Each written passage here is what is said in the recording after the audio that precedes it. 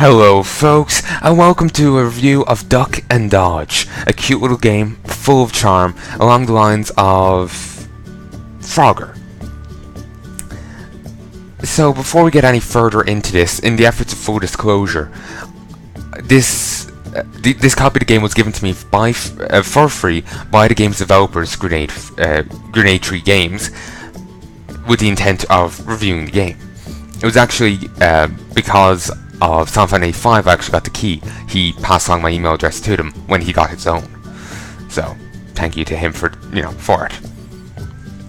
So to show you the first two options menus I'll be showing you. Here's the two volume sliders for sound and music, and then if we go further into it, we'll see an FPS counter option and a time display option, as well as two different camera views and two different control schemes. For whatever reason, the FPS counter keeps turning itself off, which is a little annoying. Certainly it's not hard to fix, it's just a little bit of a nuisance. Also, one little graphical glitch you will notice here is this. Normally the paper only crumples when you're on it, but frequently it seems to stay crumpled even afterwards. I was able to fix it there, but you know, it crumples then a month later. So it's a weird little thing. So I'm just going to have to exit the game here and reopen it to show you the other options menu. There's just like rebinding keys and resolution there, but for the sake of completitiveness, I want to show it to you. So I'll be back in a moment, folks. Heya folks, and here is this other options menu. For whatever reason, still called Just Duck It configuration. I do believe Just Duck It was the old name for Duck and Dodge. So here is the screen resolution options, but for whatever reason, XSplit is not recording the list of them here. There's actually, when you click on it here, a list of different screen options appear. But I'll just give you a summary of it. It goes from 640 by 480 all the way up to 1920 by 1080. So there's a bit of a selection depending on, one that might suit your screen, depending on what you have, of course. There's also a window view, I should say. There's graphics quality and, monitor select. I've only one monitor, so there's only display screen 1 there. And for graphics quality, there's default and level 1. I honestly don't know if there's a difference or any the details of that, but that's an option that's there.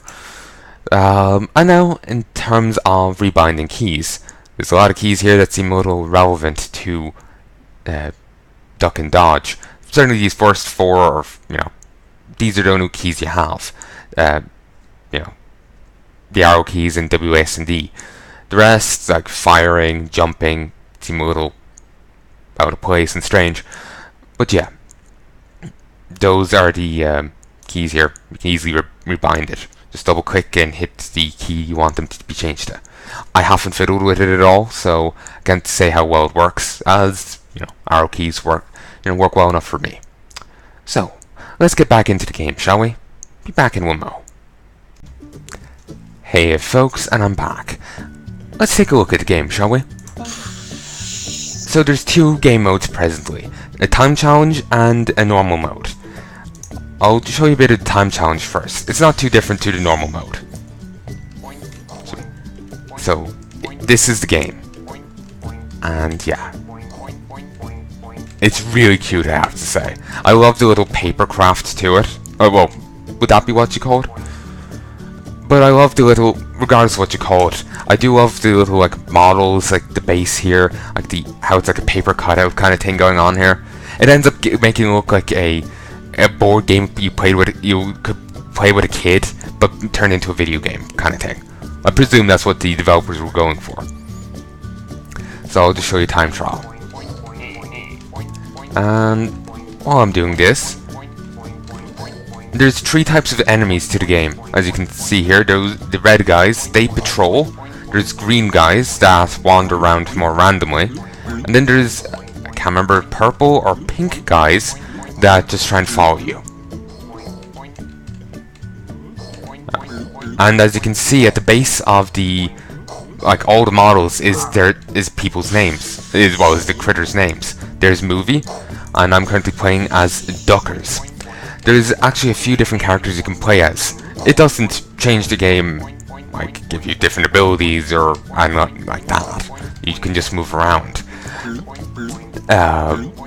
But it's still a cute little touch to it.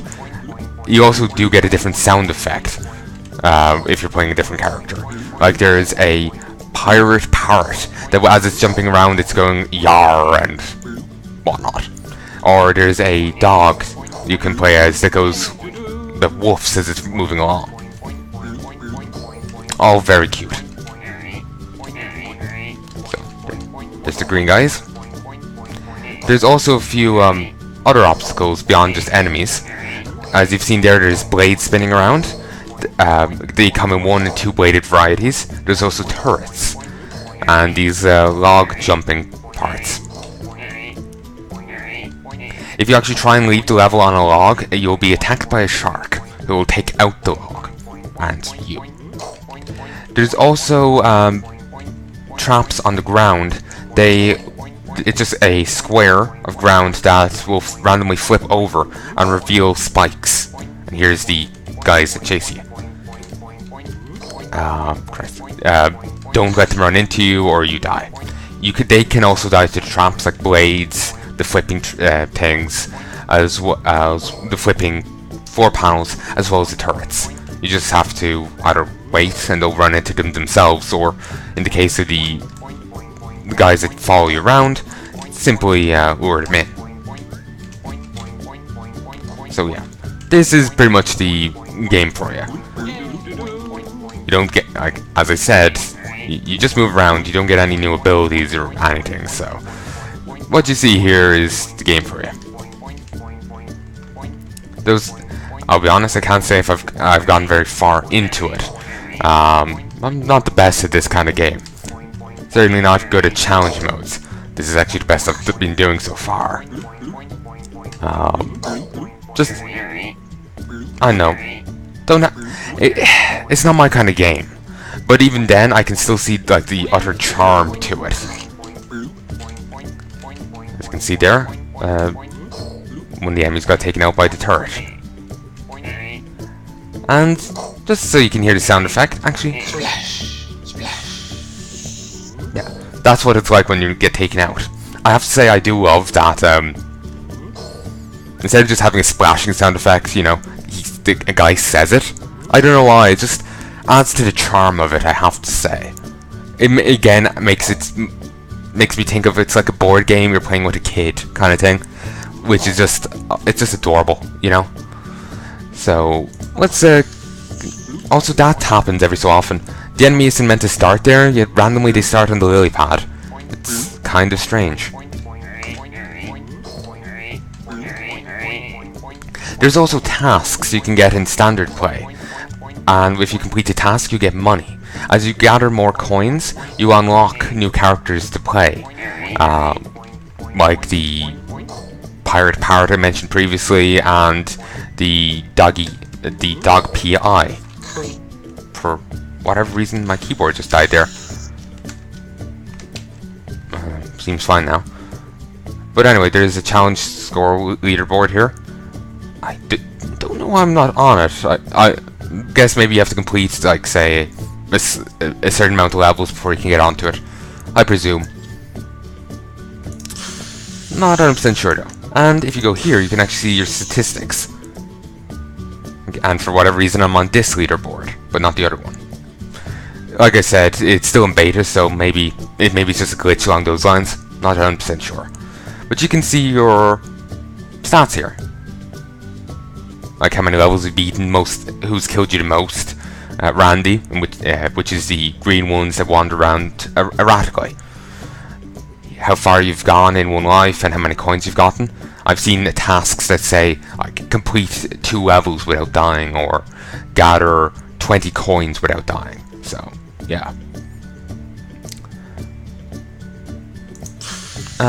There's also one other thing to show you: the unlocks. There's going to be a hard mode coming at some stage. Since it's not here, I can't commentate on it. And actually, this current version I'm using has most of the content for the coming update. It's like 99% of it but it's not all of it. So obviously I want to be, you know, commenting on this for what's actually there. Just to be clear. So anyway, on this screen you can select the different other characters you can play as. Duckers is the greaser duck you start off as. You can also select Bonnie, Scotty, Duke, June, Tramp, James, or Theodore. As you can see, I didn't unlock all of these yet. To unlock these, you have to firstly gather enough coins. To unlock Theodore, who requires the most coins, you have to gather 100. Then you have to spend 25 to buy him. By completing tasks, you get an unknown amount of coins. I'm not particularly good at completing the tasks. Frequently, it's, you know, complete so many levels without dying, or gather 20 coins without dying. And I'm not the best at that. I gradually muddle my way through these levels. So I haven't really had much experience with completing the tasks, so I haven't been able to work out how many you get. You just, a box opens and coins spill out. You're not told how many coins you get, just to be clear. So you can just, like say, for Tramp here, you just click get it, and now you have them. And let's do a level of the normal game as Tramp. Unlike challenge mode where you've only 3 lives, normal mode you've infinite. So you can just keep going and it's fine. Oh, he's adorable. And here are these tiles I was telling you about. There's also some ice that I've seen before on a few levels, the more snowy ones. And if you jump on them, you just go sliding forwards in the direction you're going. You can't adjust your angling or anything.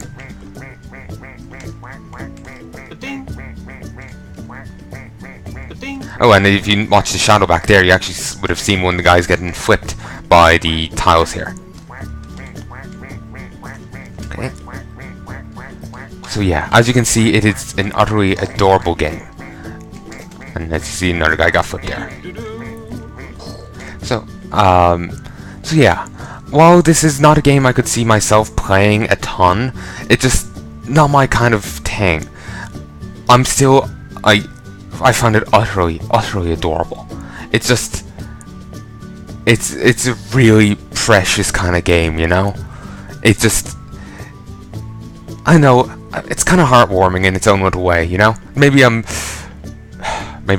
like overselling it, I don't know, but I shouldn't say overselling it, but you know, being a little exaggerating here a bit, but it's a really sweet kind of game, you know, really precious.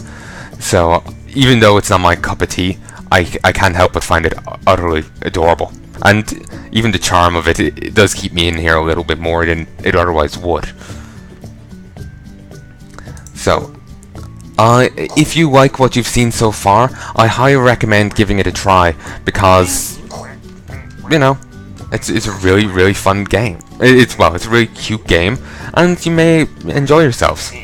So, anyway, folks, I'll talk to you next time, and I hope you've enjoyed this little video.